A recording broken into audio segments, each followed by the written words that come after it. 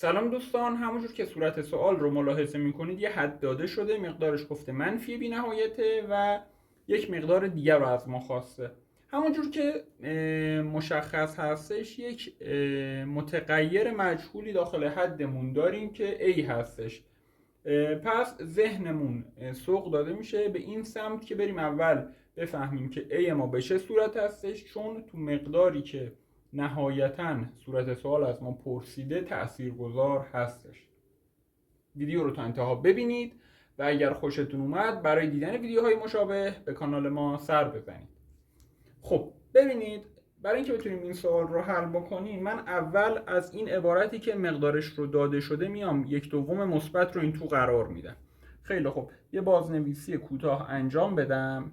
لیمیت آ به علاوه، خب ببین این علامت براکت هستش، داخل براکت نوشته منفی x ما میل میکنه به 1/2 مثبت، یعنی یک مقدار خیلی کمی، مثلا از نیم بیشتر. فرض کنید 51 صدم، فرض کنید 51 صدم، این منفی میاد توش ضرب میشه منفی 51 صدم. براکت منفی 51 صدم میشه چند؟ میشه منفی 1.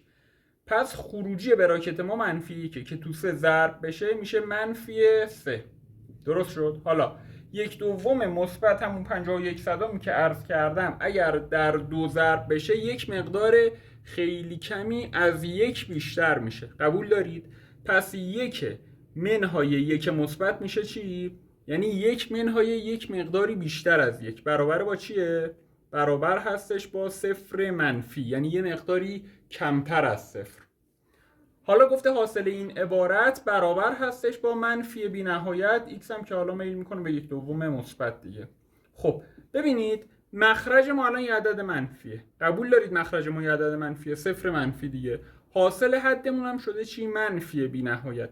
پس قطعاً صورت این کسر که آی منهای 3 هست باید مثبت باشه، که وقتی صورت مثبت مخرج منفی هستش حاصل حدمون یک عدد منفی بشه.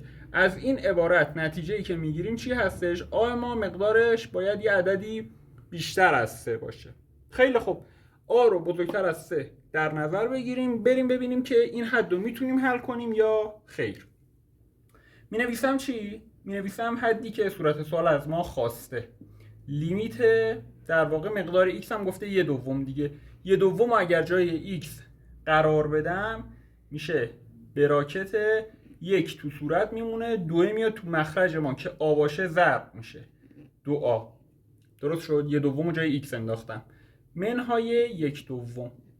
اینم که علامت براکت هستش. x ما میل میکرد به سمت 1/2. البته که الان x رو جایگذاری کردم، نیاز نبود اینو بنویسم. حالا به هر روی ببینیم که حاصل این حد رو چجوری میتونیم پیدا بکنیم. ببینید آی ما بزرگتر از 3 هست، اینو قبول دارید؟ خیلی خوب، من میام دو طرف رو معکوس میکنم. مینویسم چی؟ مینویسم که 1/آ کوچیکتر از 1/3. درست شد؟ تو طرفین ببین وقتی دو طرف رو معکوس میکنم حواستون باشه علامت نامساوی برمیگرده. تو طرفین نامساوی میام یه 1/2 ضرب میکنم، یعنی 1/2a کوچیکتر از چی میشه؟ کوچیکتر از 1/6 میشه. درست شد؟ حالا این 1/2 یه عددی کوچیکتر از 1/6. طرفین اگر بیام منهای 1/2 بکنم بشه نتیجه میرسم. به نتیجه‌ای که میرسم این هستش که در واقع این بر می نویسم ادامه شو 1/2a منهای 1/2 میشه چی؟ میشه کمتر از 1/6 منهای 1/2 که 1/6 منهای 1/2 حاصلش چند هستش؟ 1/6 منهای 1/2 میشه 1/6 منهای 3/6 در واقع هستش دیگه، که میشه منفی 1/3. پس در نتیجه میتونم بگم که 1/2a منهای 1/2 از منفی 1/3 کمتر هستش. درسته؟ پس الان داخل براکتی که صورت سوال به ما داده عبارتی میشه چی؟ یک عددی که این عدد کوچیکتر از منفی 1/3 هستش. براکت یه عددی کوچکتر از منفی یک سوم میشه چند؟ مساویه با مثلا کوچکتر از منفی یک سوم فرض کنید منفی 14 مثلا، برابر هستش با منفی یک.